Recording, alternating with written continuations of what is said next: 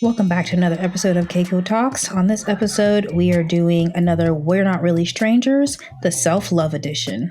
Let's get into the episode. All right, welcome back to another episode of CaCo Talks. Tonight, we are doing a We're Not Really Strangers again, but for Valentine's Day, since Valentine's Day is right around the corner, we are doing the Self-Love Edition. So, yeah, you excited to get into this?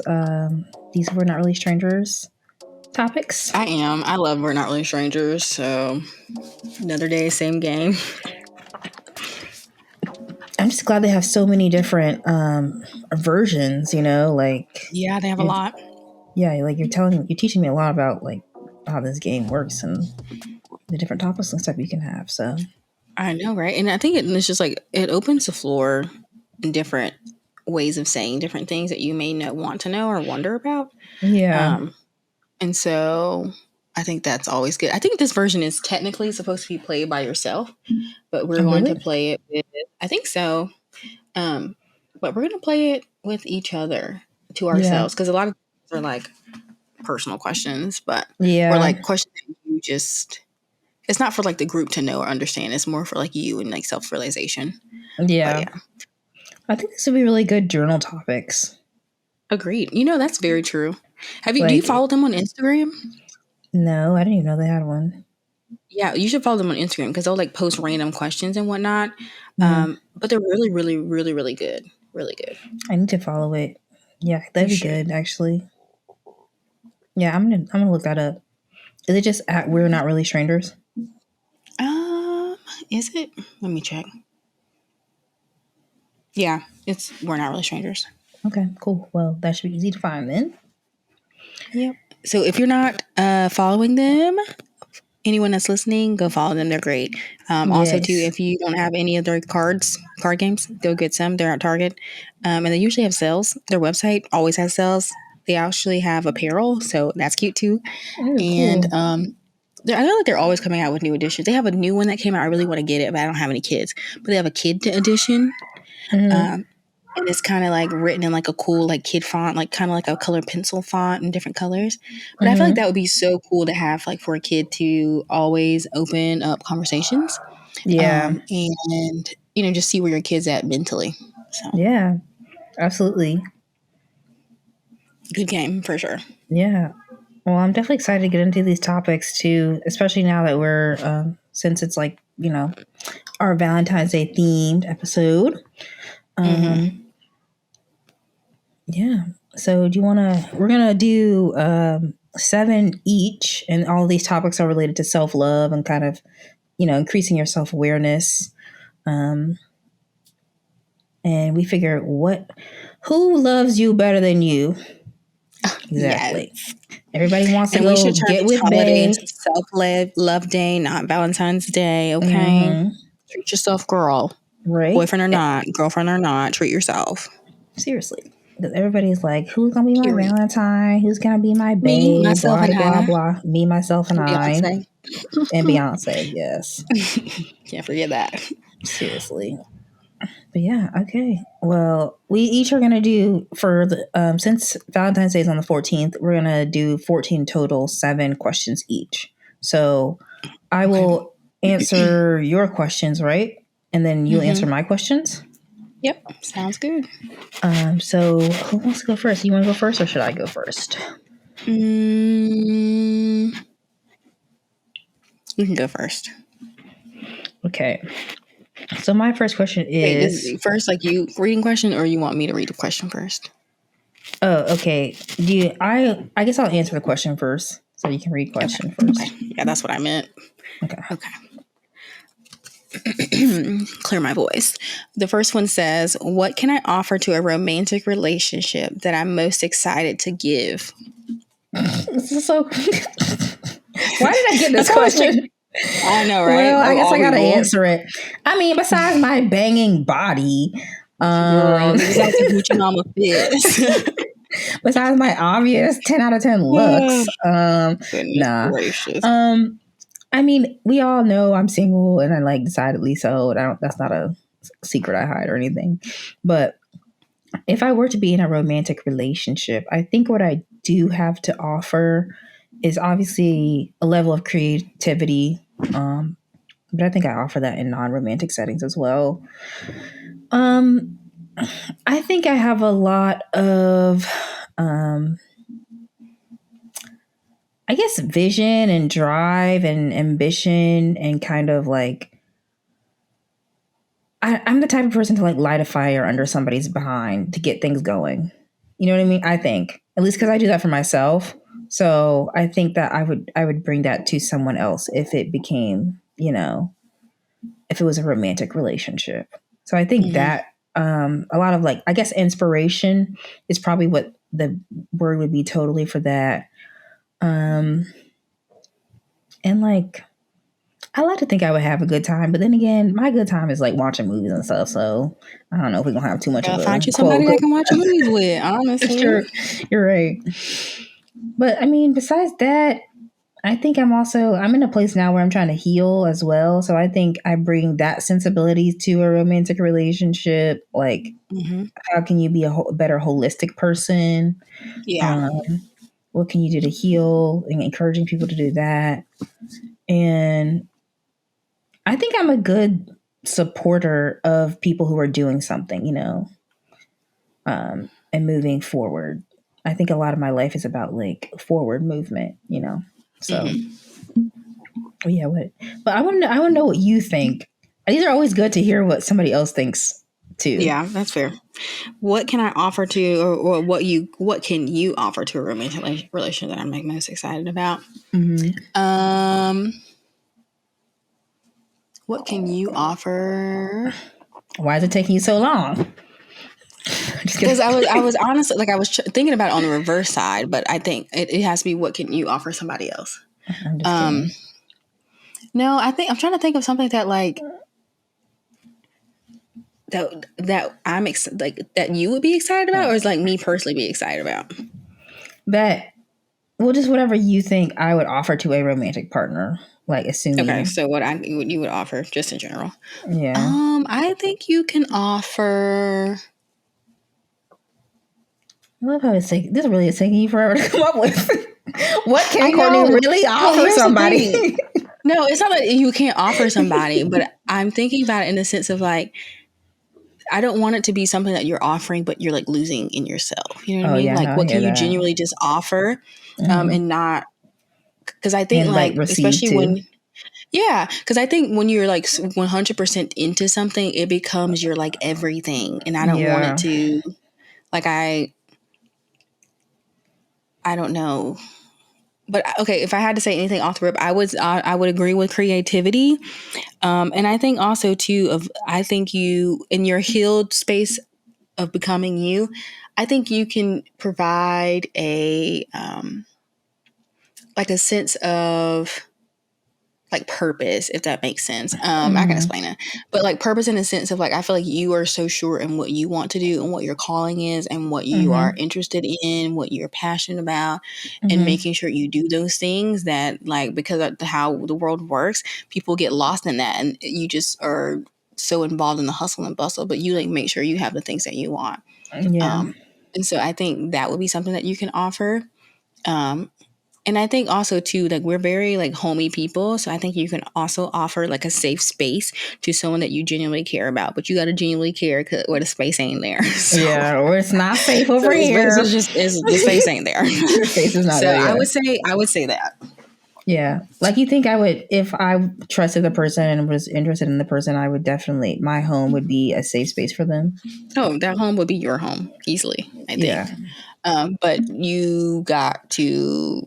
The issue is, can you get in the door? Can you pass check you gotta come TSA correct. And the TSA double jail. check? Can you Rikers pass Island. Through Rikers Island?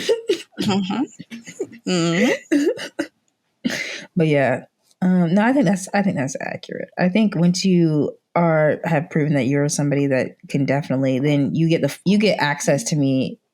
You get full access to me. You know what I mean? Yeah. Yeah. But I will say, just not everybody gets full access. We'll say that. Agreed.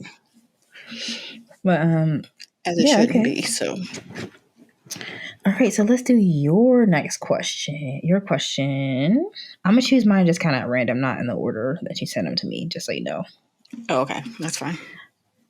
Okay, what would I never want to change about myself? Get specific. I would never want to change my honesty, even though it's a little blunt, and can be very like direct and harsh. I would never want to change that because I think it also helps me stay true to myself, for one, and I think also too, it also helps me filter out with myself, like the BS between myself and what's real. Like, girl, stop lying to yourself. Period. Yeah. You know. I think like just being that level of honest with the world and the people around me, you cannot hold yourself to a different standard. So I would say I would, that's something I would never change. The only thing I can change about that is maybe my approach to the person I'm talking to, but everybody's going to get honesty. So yeah. What do Is you there say? anything else you think? Or, okay, what I think. Yeah, you can go. I think I would just never change your like compassion for animals and other people and your nurturing ability. Because I think that is, people see that as a weakness, and I think that's the strongest thing people can do is to love others, because that's loving people past all the shit that most people come with, and most things come with. Even animals come with their own shit, you know. So I think that is a superpower. Literal shit is what they come. But that's something I don't think I would ever change, because I think that's beautiful. And like, as we know, not everybody really has that true sense of nurturing and compassion and empathy and concern for others. And for others who cannot give back to you in the same way that you give to them, like, you know, your animals cannot give to you what you give to them, and they depend on you to live. So I would never change that, because I think that's a beautiful, you know, aspect about you and your personality. Awesome. Well, thank you. So I appreciate that. Yeah. Okay, cool. It's my turn, right? Yeah. Unless did you say everything you wanted to say in the last question? It was just one thing, right? Yeah. Well, it just said what is. Oh, I guess it was one thing, but I didn't know if you had something else to say, because I've kind of cut you off, right? Oh no, that's okay. Yeah, that would be my top thing for sure. Okay, cool. Let's see. When was the last time you felt most in your element? What were you doing?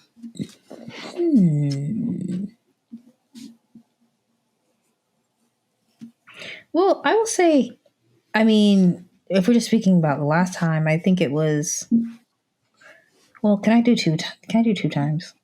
You talking about yesterday? I would say yesterday, but only because that's something creative, and anything creative I'm doing, I'm always in my element. So that's just like recent, immediate.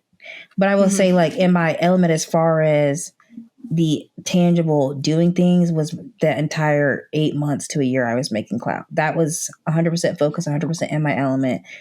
I knew that I was supposed to be doing that, and I needed to do it and make that film. You know what I mean?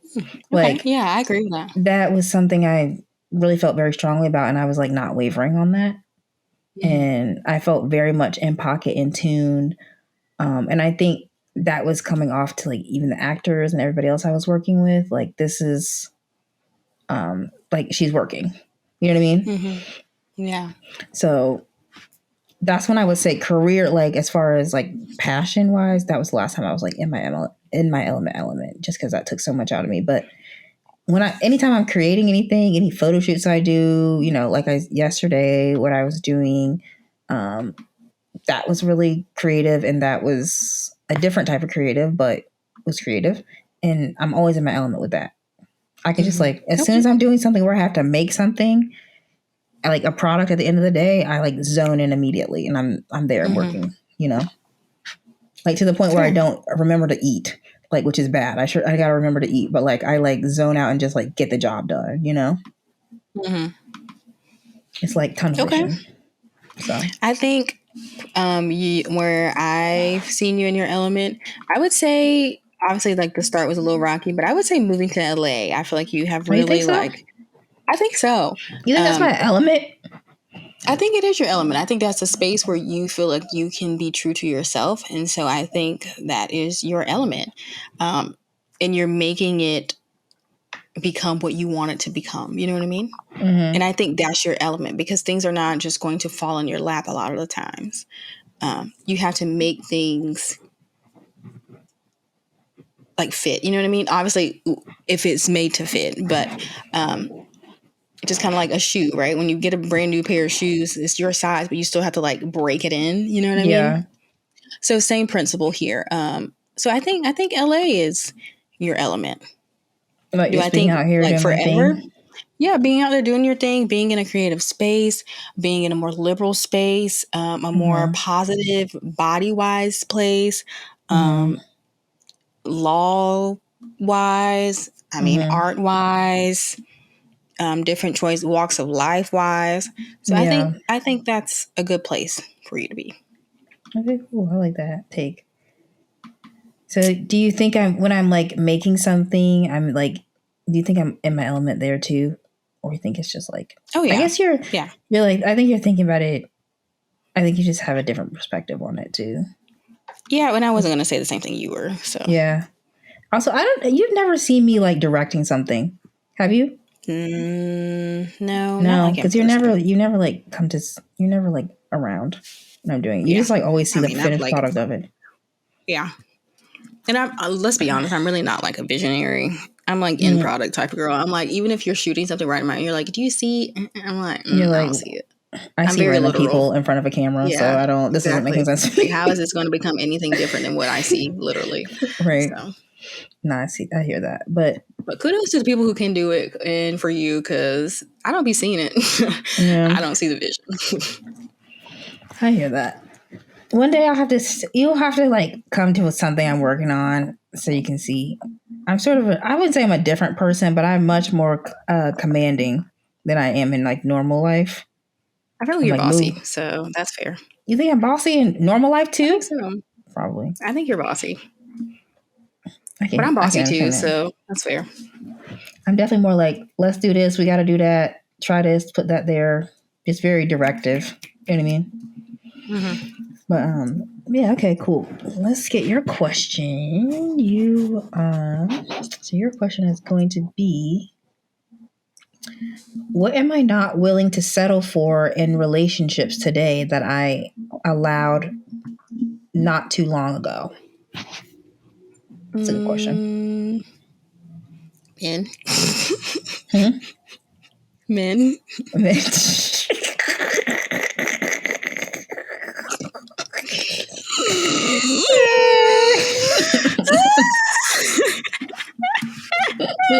If you get it, you get it. If you don't, you don't. Should we just leave it there? Honestly, I'm going to. The thing is, I could elaborate, but I know this is going to get some people going. Yeah.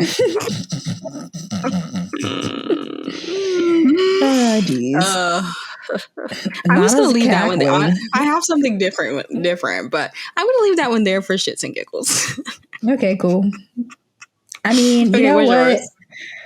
I mean, I'm answering this question for you, and I think, I gotta say the same thing. That's all I'm gonna say. I'm gonna say it there too. Touche. I'm dead.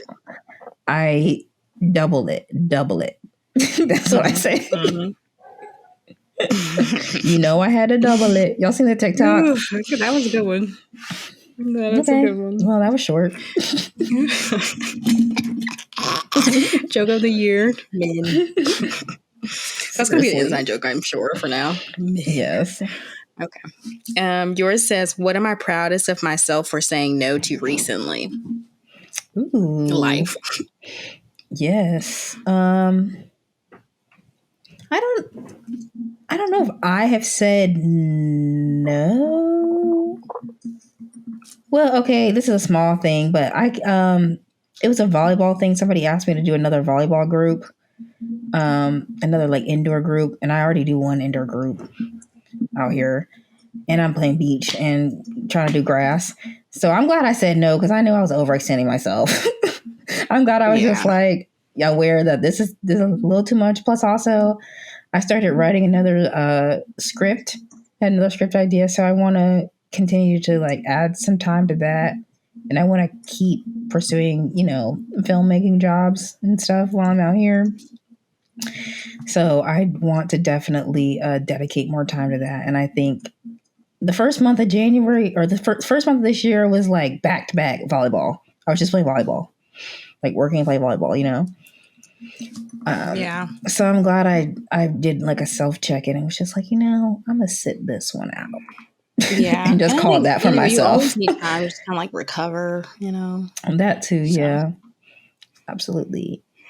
And because, once you step into, I know like the sports or recreational sports world, then everybody's got a million one different groups, and like people see how to play, and they really be like, come to our group, do this, and like I enjoy the game, so I want to play, but I'm just like, oh geez, guys, I can't do.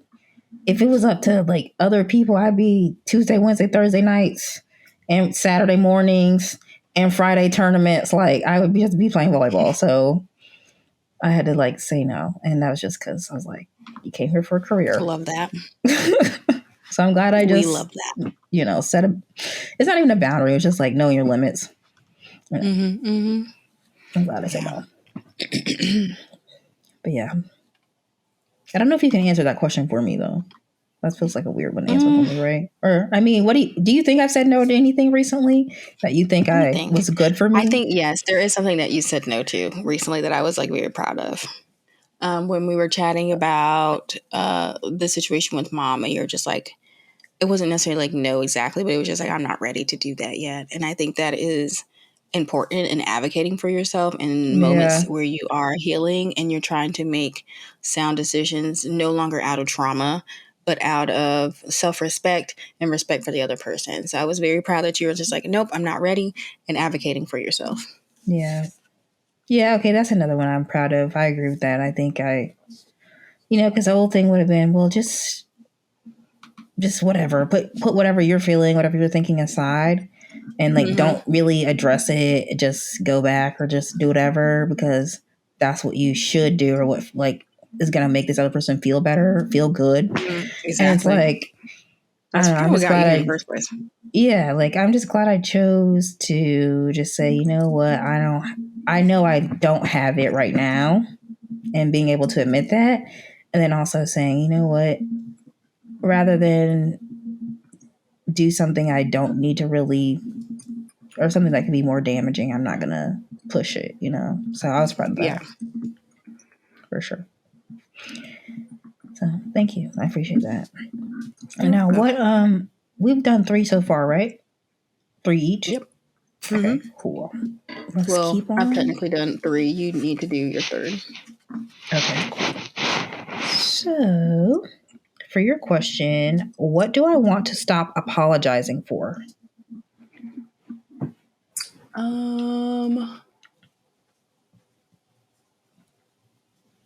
Apologizing for?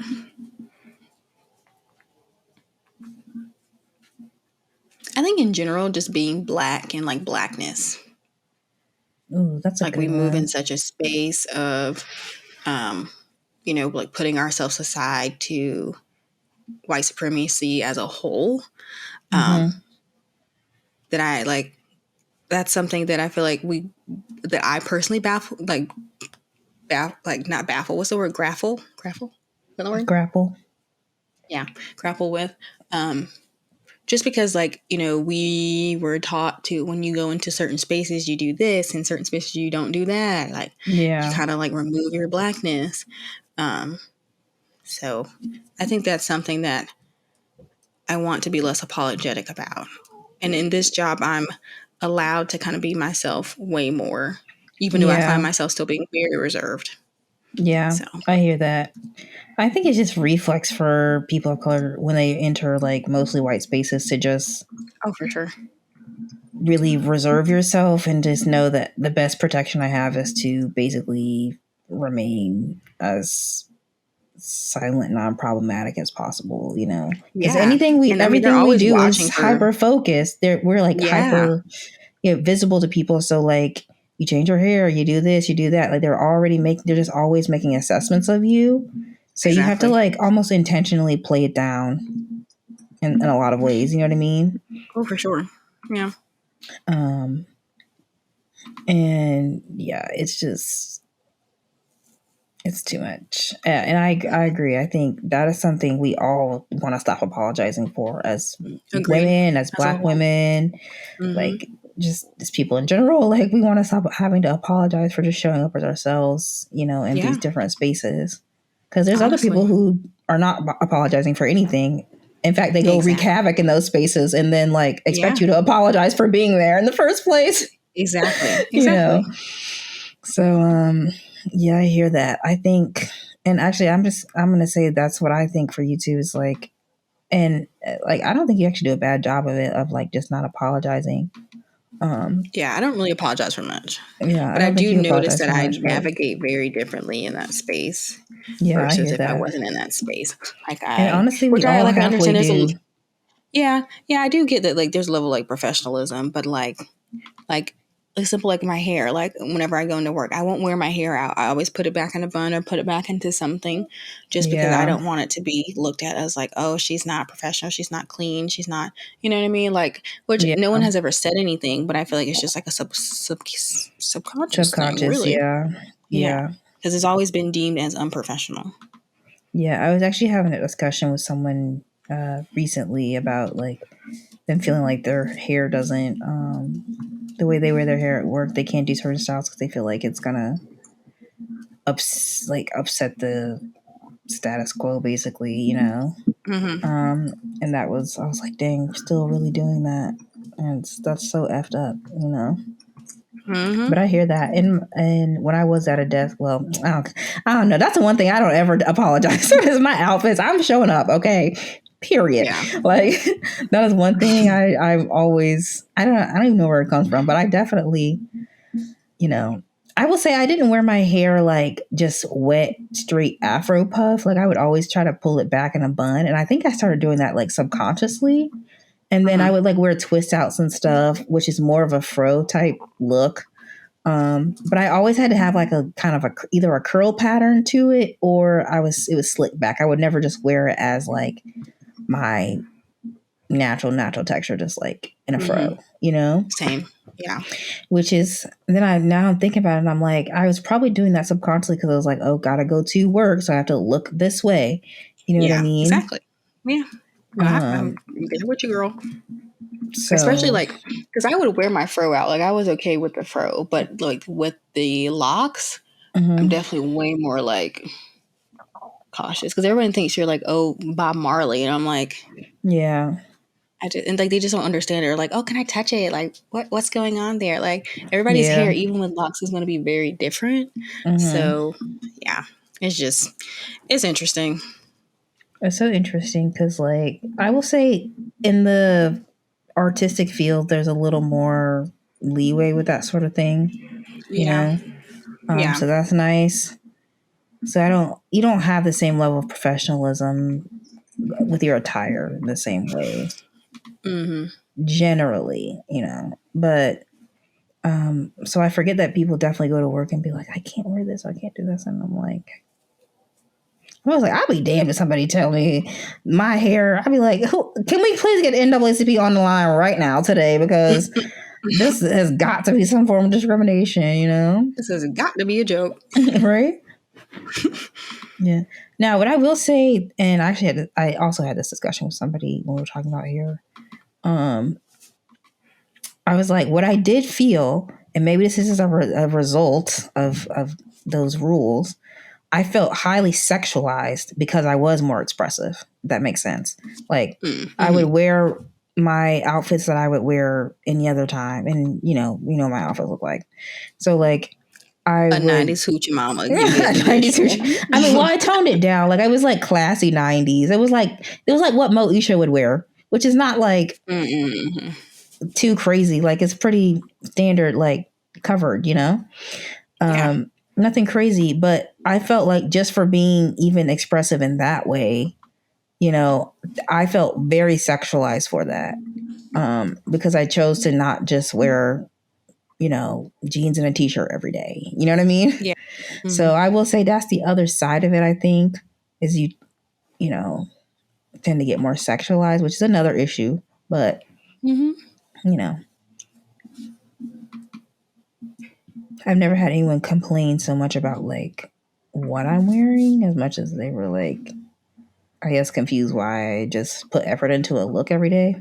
And I'm like, yeah, that was my lack of understanding. Me, like, why do you are we care? doing this? Why are we doing this every day? First of all, how are we doing this every day? Like, I'm much of a person that just rolls out of bed, you know? Yeah. And the homegirl is literally putting effort, wakes up early to do these things, if you ask me. Like, if I have to wake up more than 30 minutes early, that is too early. Or maybe that's the lack of maturity in me. Well, yeah, that's fair. Yeah. I don't know. I mean, I look like we all choose clothes. You just chose that. Versus me, this. If I didn't have to wear clothes, I probably wouldn't. Oh no, I would wear clothes. Yeah. See, I wouldn't have to. But clothes is a form of self-expression for me, so. Very true. Yeah. And I'm the oddball out. Like, I'm the only person that doesn't dress in our family. So everybody else takes pride in dressing. And I'm just like, yeah. Yeah. That's what I was telling someone recently. I was like, Catelyn is the one in the family. That's why I said, you gotta, like, you know, when I get ready for these award shows, I'm gonna have to make sure that Catelyn is coming in like something really like nice and like together. Not that I think you would show, I mean, you would like follow the dress code, but you would be like, I'm not wearing that. And I'd be like, why not? Exactly. Like, we'll be the dress is cute. You're like, what? I'm like, I'm comfortable. Like, I'm not wearing that. You might as well give me a moo babes. I'm like, okay, we'll sit at home, watch from TV then. Honestly, I would be okay with that. Cool. Sounds good to me. I ain't gonna go show other stuff anyway. Like, the attitude is not giving cute. Wow. Oh, because you just didn't want to put on a cute little outfit. Exactly. It's like, just do it for me, just for tonight. Jeez. One thing I cannot stand being is uncomfortable. Like, I'm talking about in all ways. I'm mentally, emotionally, physically. I am not about to be uncomfortable. Even if I was on my dying bed, I'm gonna say some shit. Okay. Well, you can show it with leggings on. And why not? Because they're literally not going to let you on the carpet. Okay, I'll put a dress on, but it's not about to be nothing that's like hugging these thighs or nothing. I mean, I don't really have thighs, but you have to have formal wear on. To some of those events, you have to have formal wear on. Okay, well, I can put a little slip dress on. That's cool. You know what I really like? I like those little kimono dresses, and I like those little wrap dresses. Those are cute. Yeah, they're cute. Very comfortable. Those are cute. See? Perfect. I'll let you choose your own thing, but thanks. I appreciate the respect in my best and worst dress is me and you. Right? It's me and you side by side. Just taking over your best and worst dress. Honestly, ain't that the truth? We're fun for real. Wow. Anyway, maybe I will like cut off Ocean's fur and wear it. Oh my God, no! You'll be the one showing up to the Ocean would have on a tux before you have on like something fancy. Honestly. At the ceremony with his little tux on. So his hair parted and gelled down. So precious. That'd be so cute. Put a little tux on him. Or to find him one. That'll be cute. Ozzy's not coming, period. Nah, too bad. Honestly. All right, let's see. What parts of yourself have you felt need to change in the past that you now embrace? Sorry, guys, if I'm reading like I'm slow. I'm trying to change the words while I'm reading. I felt like, I guess I'll take it from a physical perspective. I didn't feel like I needed to change anything, but I didn't. Well, I guess that's not the question. I don't know what I needed to feel. I felt like I needed to change. Physically, I don't feel like I need to change anything, but I always felt like I was like too introverted. Sometimes, like, oh well, if you want to, have a career as a successful writer, director, filmmaker, you cannot be introvert. You have to be an extrovert. If you don't change that, and I think that is such a lie, because I think you have to be able to advocate for yourself and speak up for yourself. But that doesn't mean you have to absorb all the attention in the room. That does not Yeah. require that. You can very much be somebody who focuses on personal relationships and smaller groups of people and do excellent work. That still puts you in a position to be accepted by lots of people. You know what I mean? Yeah. Yeah. And I think you also, I've always had to gain skills like public speaking skills and like how to, sell your stuff or like pitch your stuff, whatever, right? That Yeah. stuff, yes, but that's to me is part and parcel of the career. And like I can do that when I think about it in that context. But just to be like, oh well, you have to be at every single party, or you have to be with, extra talkative and like really super, super likable and blah blah blah. And I'm like, a lot of the artists we like aren't that probably personally likable. Tell you the truth, like I don't think so. Or like somebody like Oprah. Oprah would be classified as an introvert, and she's one of the most successful people in media on the planet. So I think this whole idea of not being an introvert in order to have some success, I guess, in the entertainment field or in filmmaking is false. I think you got to be passionate about your work, and you got to know how to work it. That's all I'll say. Yeah. And I feel like me personally, for some reason, I have this, I guess, concept of like a lot of people in, especially like directors and producers, I feel like they are more introverted. Mm-hmm. Well, you have to be to sit down for a long time and think about the same thing for a very long time.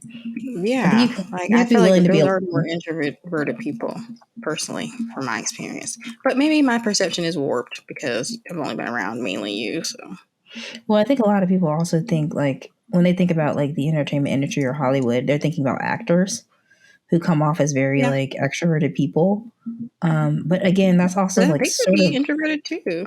That too. I think a lot of them are probably that's sort of the PR, like what they have to do for their job. I don't think who they are might be different, So, yeah, but that's something I definitely I'm glad it didn't change, and I embrace it now. I'm sticking with the people that I know personally who I really do have genuine connection with. I'd much rather have those connections than just try to connect with random people all the time, Yeah. So, yeah. All right. You want to go to your next one? Okay. Let me find it for you. Oh, it's your turn because I just read that one. Yeah. Okay.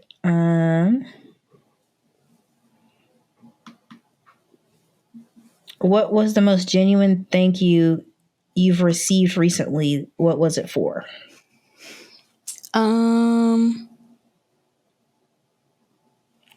I would say other day from my significant other. She thanked me for teaching her how to effectively communicate. And I hate to say like teaching because I don't know if it was, I don't really consider it teaching. I think it was just like showing her how like we communicate and how that has been very effective for us, and just kind of sharing that with her because she didn't come from the same background that we had when we've always been very communicative in our household. We've overly communicated in our household. And so she thanked me for that. And I think that was pretty genuine. So good. Glad to hear it. Yeah. Clear communication is always key. Seriously. If you don't have that, you have nothing, period. But for real. Yeah, I mean, I don't know if that's a question I can really answer, but I know I've thanked you recently for helping me, so I'll share that. Like, for helping me think about some things differently that I hadn't thought about before. And I think that's been really helpful for me, being all these miles apart. It's been really helpful for me to discuss these things with you and see from your perspective, but also to have you like even advocate for me in different ways. And like just know that you are most interested in my growth, even if it's like uncomfortable for me and you like know it's uncomfortable. It's like I see this as like helping you grow, Yeah. So yeah. All right, you got another one for me? Yep. Let's see. How have you neglected yourself recently? What's one small way that you can make it up to yourself? Oh, I know exactly what this is. Eating. I have not been Oh, eating. This has always been an issue for me. Yeah, I have not been eating as frequently or as properly as I should, and I know it. I know it. What I can do to do that better is first off, go to the grocery store, make a list, meal prep, plan things out, really just get disciplined about what I'm eating, how I'm eating, and do that. Because your body's not working, nothing else is. So this is absolutely eating for me, and I know I've been neglecting that. Yeah, for sure. I would agree with that 100%. Mm-hmm. I think the other thing that you neglect is giving yourself grace when it comes to certain things. You think so? Yeah, I don't want to put like your business out there that you don't feel comfortable with, but I think you need to give yourself grace with when it comes to like work, for example, because your situation is going to look very different from somebody else's, and just embracing that and not second guessing the decision that you are making right now. Unless it's just like you just want, like you desire to have something different, not because you think that you're missing out on something or somebody else has something or somebody else told you that this is what it should look like. So I think giving yourself more grace in that. Yeah, I can agree with that. That's something I'm trying to be. I think I'm doing a little bit better at it than I was before. But that's still something I think because like I was saying at the top of this episode, I'm very driven and focused, and I just like I feel good about achieving things and making things come to fruition. That's like what do they call it? The happy stuff that releases in your brain. What's that stuff? Oh, endorphins. Endorphins. I feel like I personally feel endorphins release when I like finish something or complete it or it gets out there or something happens positively like that, an achievement. Yeah. And and I don't think that's necessarily bad, but I assume that anything that's not that is bad, and it's not. That's not necessarily the case. Some stuff is just like something you got to do to get to where you want to be. Yeah. And it's not a good or a bad. It's just what it is. Yeah. Yeah. So I would agree with that. I think that's true. And even if it's not a good or a bad, it's just a neutral thing. Like it's just something that you have to get through an experience, and it can't just be that. It can't just be that. And I think we live in a world where we think everything has to be a good and a bad thing. It has to be labeled as something, and it doesn't have to be. Let's be honest, good and bad is a man-made construct. Exactly. That's true. And so that only exists because of what society tells us should exist, the good and the bad. But in all honesty, if you were out in the real world in nature, I not say real world, but in nature, it is what it is. Like whatever is coming towards you is pretty much survival or death, right? Yeah. So you're either going to survive this or you're not. Nobody's crying about it. I never thought about it that way. That's good to think about it as survival. It's like survive this so you can maneuver in the spaces you want to be in, Yeah, exactly. Yeah. Because like, now I think about it, I'm like, Ocean and Ozzy don't think about stuff as good or bad. It's just at all. They just do it. They just do it. They just do it. They really do. They just literally just do it. And it's like whatever the consequence of that is the consequence. But they still don't sort of learn through consequences. Yeah, but they still don't see it as bad. They go back and they're going to try it again. I can promise you that. So even if there is a consequence, like, but they will be aware of the consequence. I will say that, but that doesn't change the fact that they're still going to naturally dig because that's what they naturally know. Yeah. Yeah, you're right. And you stop thinking about it in terms of good or bad. Just it is.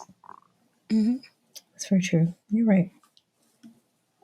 I think sometimes because like what I was saying is like I said earlier, I started working on a new script, like idea concept, getting that together. But so I'm like, okay, I'm doing that. But then I think, oh, well, if I'm doing this, then I'm not doing these other things I maybe could be doing, and then it makes me feel like I don't have imposter syndrome, but I have like, I'm not doing enough syndrome. I don't know what that is, what that's called. That's a trauma response. You think so? Like feeling like you're not doing enough? Yeah, like you always have to feel like you keep going and going and going and going. Like you cannot stop.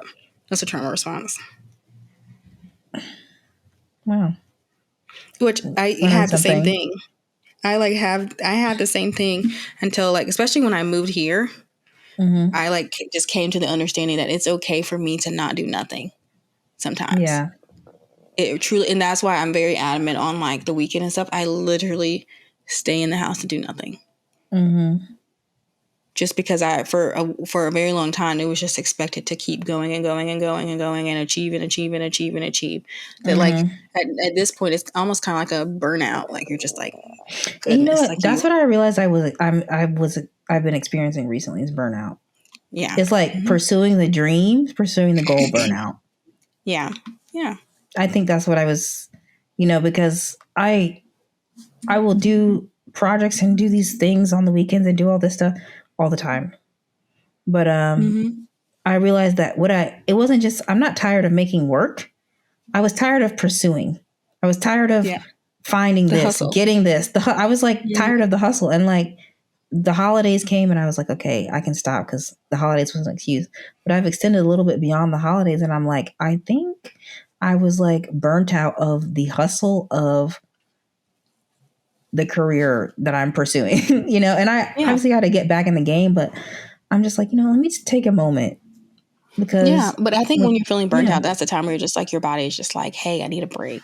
Take a day, however time, like obviously not a year necessarily, but some time to rest and come back stronger, and that doesn't mean if you stop, that doesn't mean you have to completely stop. Like maybe you just do, like today is my day off and I'm only going to do 5 minutes of whatever I truly love to do, instead of dedicating all of my time, all of my energy, all my effort to that thing, when you need a break.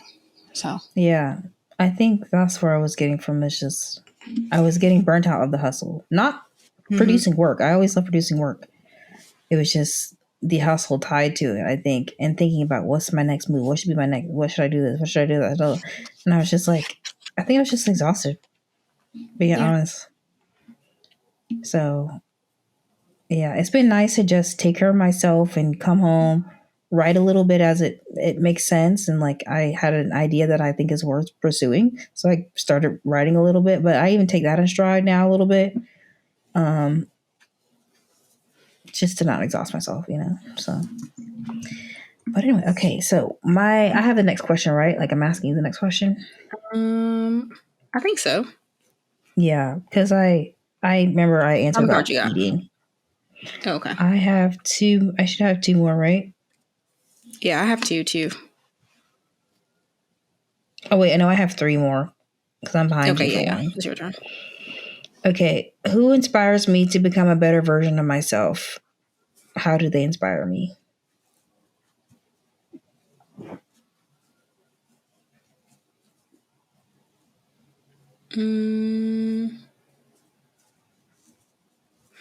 I said this last time I played this game, but I think no one. Because I think that, to me personally, I think that clouds my judgment on what I want to become. I would want to become them. And so I'm going to say no one, because I think that I have fully accepted that my journey will be my journey, and what the outcome of that will truly look different than anybody else's. So I don't really have anyone that I like look up to. There's things that I want to achieve that people I've seen achieve that I want to achieve too, because I just think it would be that it's just something that I would be interested in and also in having. But overall, I don't really have anyone that I like look up to. That probably sounds so vain, doesn't it? I think on the surface it sounds vain, but I think I get where you're coming from. Okay. Because I hear that, because I think I agree with you. I think other people can start to become your influence instead of listening to yourself at times. Yeah, exactly. Yeah. So, yeah. And I feel like the type of person that I am, like, I don't think that having somebody to, like, I would try to like they did it, so I need to do it that way, like mimic it. Yeah. And I don't think that's safe. So I don't really I have agree. anyone, to be honest. I also think the things that you told me you express as like your main, goals and stuff. Mm-hmm. I personally think that those are very unique to you. Very true. So I don't know who you'd even look at. Honestly, they're very like random, like very random, very like they don't even really go together. Yeah. So, and it's like from like what I'm currently doing to that is like, how did you get there? Yeah. So, but and I think the reason why it looks like that is because it's really true to me. I'm not looking to anybody to be like, oh, this is what it should look like. Like it's just something that I genuinely want for myself.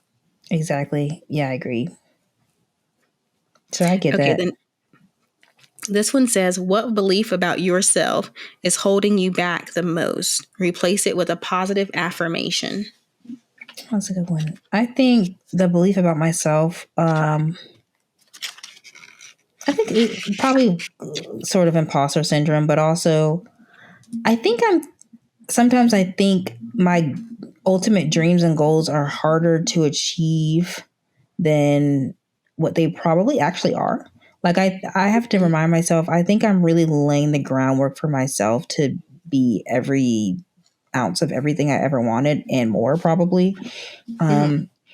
I and I think I've started to lay a strong foundation for that. Like, um I hear people really do speak positivity into me all the time, and I really appreciate that they do that.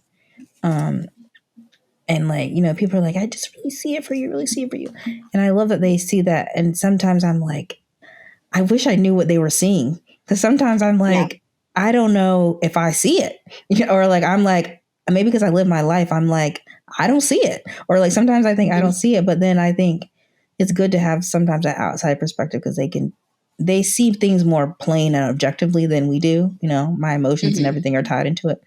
So I think I guess maybe that's saying me and my own imposter syndrome and thinking things might be harder than what they actually are, that I have to like suffer more somehow. I Yeah, think, I think that's a trauma response.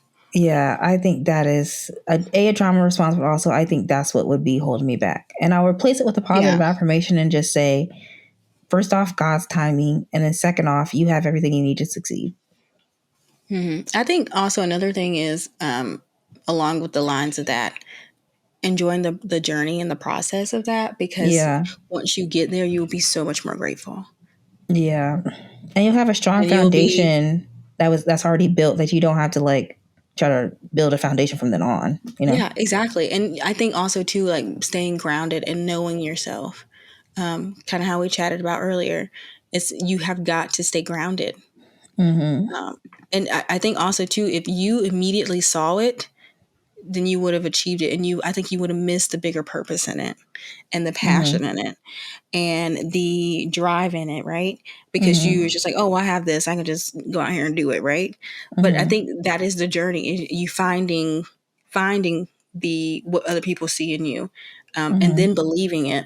That's the that's I think that's always when the success comes. Once you believe Mm-hmm. it, there's nothing And you're else. there. Yeah. You're there. That's true. That's true. Yeah. I think I just I just tell myself like I'm committed to this for a lifetime. I'm not gonna keep doing it. I mean, I'm gonna keep doing it, and I just I want to be out of my own way, my own head, you know, to Hmm. allow things to happen as they will. Yeah. So, yeah, that's what I would say. Okay. All right. I'm down to my last two now, but so I'll ask you this one. How has my confidence increased with age? Um, I feel like we're very confident people. Yeah, I was like, I don't um, have I really been that non-confident? with age, I would say, I will say this. I feel like I'm more confident with age because I've been able to um, get away from relying on my parent to make decisions, not even make decisions for her, because she really didn't make decisions for her, but like using her as a backbone to make decisions versus me making decisions and being confident in my decisions. Regardless of the outcome, it could be good or bad, but just knowing that, like, trusting my ability to make a decision while being aware of the consequences, the positives, and all those things. So I think with age that comes just because you move out of your parents' house. Yeah, that's true. You just live on your own. So getting away from your parents will definitely change some stuff for you, honestly. I mean, that'll uproot life. And I think also too, it also shows, it allows you to pull on the things that you were taught in your childhood. I think that's a true test of your parents' parenting, is when you go out on your own to see what they really taught you. On what you actually know for yourself, you know. Exactly. And I think parents do.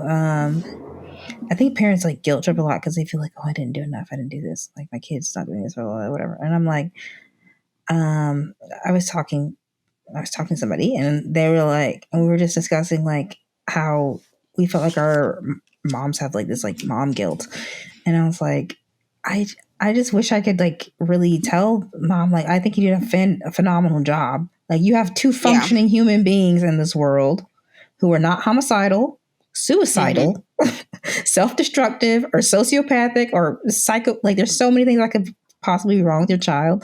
And yes, we have like certain traumas, but like, to be honest, you know, you still did a good job, like, raising these people who can fend for themselves, or who have enough guts and confidence and self-esteem, you know, to go and make a way for themselves. You know what I mean? Sure. And I think like a lot of parents, while like you want everything to be perfect for your child, and you know, obviously for them not to deal with certain things, but I think that is a big mistake in parenting. Some of your biggest success come from failure, and even in parenting. So like, you know, say my mom, she didn't want to hold my hand in the grocery store. Well, you know, if I don't want to get lost, then I need to hold on to the buggy. That's, to me, like, looking back, that's a success, because that teaches me to, well, I know she's watching out for me, but that also teaches me to be aware of my surroundings, aware of her, aware of what's going on around me, aware to hold on to the buggy so that I don't get left behind or lost. So I think, you know, it's not about having the perfect parenting or preventing them from, I wouldn't even say stopping them. Yeah, I don't even say preventing them from experiencing certain levels of trauma. I think certain things, obviously, you want to make sure they don't have to experience, because why? But I think trauma, everybody's going to have trauma. Yeah. But I would rather you have the trauma of me not holding your hand than you getting kidnapped. Yeah. You know? So. That's true. Agreed. Yeah. I agree with that 100%. All right, let me see. My last card says, when was the last time you earned your own respect? Explain.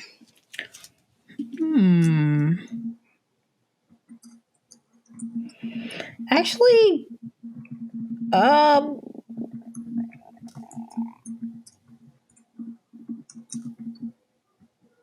mean, I recently rewatched Clout, and I watched it, you know, being removed from it, not tied to it, like making it. And I was like, objectively, this is a good film. Like, objectively, not even just like I'm the person who made it, just watching it. This is good. It's putting some deep themes into the world. People are understanding it. It's making sense. It's like got some, you know, stylistic elements that are really tied to the themes. And it's like the characters are complex and interesting, and it's a good film. Like, if I looked at this as not the filmmaker, I would respect the filmmaker for having made this. You know? And I think I questioned that. Yeah, I questioned that for a long time. Like, I don't know if this is even like worth a damn, whatever, and like, whatever. But yeah, I really looked at it objectively as an outsider, and I was like, I would watch this had it not been made by me. I would watch it if it was like on Netflix and it'd be like, I want to follow that filmmaker. Which means I was authentic to my own voice, and I was like, really, I think of it as a really interesting idea. You know what I mean? And I followed through with it. So I earn my respect by rewatching that. Love that. That's cool. But yeah. So, can you answer that question? I don't know if you can answer that. That might be it too. What was the question again? What's the last thing you did to earn respect? Or I guess we'll flip it. What's the last thing I did that you respected that I did? Like, how did I guess I earned your respect that I did? Yeah. You earned my respect. Let's see. Honestly, I'm not gonna lie, moving across the country by yourself. Really? That I respect, because I don't know if I could do it. You think you could do that? I think you could. I don't think it's that I couldn't. I just wouldn't want to. Like, by myself, I don't know if I would want to. Different purposes, though. Yeah. And my career is not like something I have to do. It's not location. Like I could literally do that anywhere. You know what I mean? So I don't know if I would I'm not gonna stay home. Yeah. But I don't know if I would just move across the country. Like I would take baby steps over there. Like, okay, I'm gonna move to maybe Texas, and then I'll go to like New Mexico, and then I'll go to California. You know. So, well, I appreciate it. But I also respected me for doing that. I thought you were like, shit, this girl is crazy as hell, throwing the whole family into utter concern and chaos. No, I respect Everybody's like worried. Definitely worried that I'm like something's happening. I have not been that worried, to be honest. I'm glad you haven't, because I'm like, I live a very kind of every day is kind of humdrum. I do roughly the same. I mean, I'm just literally in a different state. I'm like halfway. And the reason why I'm not worried is I think you, honestly, I think you are. This is like the true test, like I said, of parenting, and that's why I'm not worried. Like I feel like mom truly has instilled us with some really great things, like discernment, trusting your intuition, trusting your judgment, your knowing when to do something, when not to do it. If you do not feel 100% in it, then don't do it. You know what I mean? So I think in that you're like trusting yourself. That is the main principle of a lot of those things that I just mentioned. And so like if LA is your call, then like I fully trust that that's your call. Like mom taught me very similar values. So, yeah. Yeah. I mean, yeah, I hear that. I haven't thought about it as a respect or something to earn respect. I think more than anything, it sounds like crazy to me, but I don't know. But I appreciate that you respect that I did this. I do. And like, even if it doesn't work or whatever, something doesn't happen, then I'll take that and move on. Go to Seattle. I don't know. Do something else. Keep moving. Yeah. But anyway, okay. So this is the last question for you. Okay. What compliment do I hear most that isn't about my physical appearance? Compliment? Because we already know you got them DMs flooded. Last. Let's see. I think the compliment I get the most is that I think how honest I am. People always like mention that, like never stop being honest, or like never like not be true to you and like how I say things, or because I'm like I think people say that, or they'll say like I think. Well, I guess nobody has really said that, but okay, I guess that's it. I was about to toot my own horn, but they ain't say that. Just toot your own horn. Just toot your own horn. I was gonna say, like just being like an honest friend. That's what I was gonna say. Like if you're coming to me, I'm gonna give you the truth. My version of like honest truth, like don't be wrong, because I don't give my truth to be like my truth's the only truth, but like if it looks a certain way, I'm gonna be like you're wrong. Yeah. So not sure. I heard that about myself. I'll do the same too. thing for myself. I'll do that about myself too. I think we both operate on a really strong honesty ethos. Yeah. But I think that's how we communicate with each other. Like, for sure. I don't think we ever have really, we've never lied to each other, like, for the sake of, like, the sistership or, like, the relationship or whatever. Like, we really haven't ever. Yeah, and I just think, like, it's just, to me, the inconvenience of keeping up with the lie, like, that just really, first of all, my memory's bad. My memory's gone, okay? So, like, the fact that I have to try to keep up with this lie, like, it like, doesn't do me any good. On top of, like, what is lying gonna get you? Yeah. Like, the most growth I've ever made as a 26-year-old has been in being honest with myself and the situations that I'm in and the decisions that I've made. So, like, I have found a strong value, like a really strong value in just being honest with myself. Yeah. Yeah, I hear that. What would you say? Yeah, I would say, like, to answer that question for you, I would say, I think honesty, yes, for sure. I co-sign everything you said. But I also take it, I also think, like I mentioned earlier, I think hearing the compliments about your ability to take care of animals and plants and, like, your concern for, like, life other than just human life. I think that's a really big compliment, which maybe I'm the only one who tells you that. I don't know. Maybe other people tell you that. Other people are probably just, like, I think crazy people say, rabbit like, lady. Compassion for, like, I've heard people say, like, compassion for kids and for kids. Mm-hmm. But people don't. I just consider your animals your kids. So, like, yeah, they are. And you I think are the animals. You got to go. Seriously. And I just think, like, so many people look over animal lives because they cannot communicate the way we can communicate. And I just think you don't see them as any different than, like, you value their life sometimes more than human lives. A lot of times. I think. That's not sometimes. That's all the time. Yeah, that's not even sometimes. And a lot of people do not do that. Like, a lot of people really think of them as, like, pets. You're secondary to me. You're, like, the subordinate. Like, I see life as a whole as on the same level, regardless of what you appear as.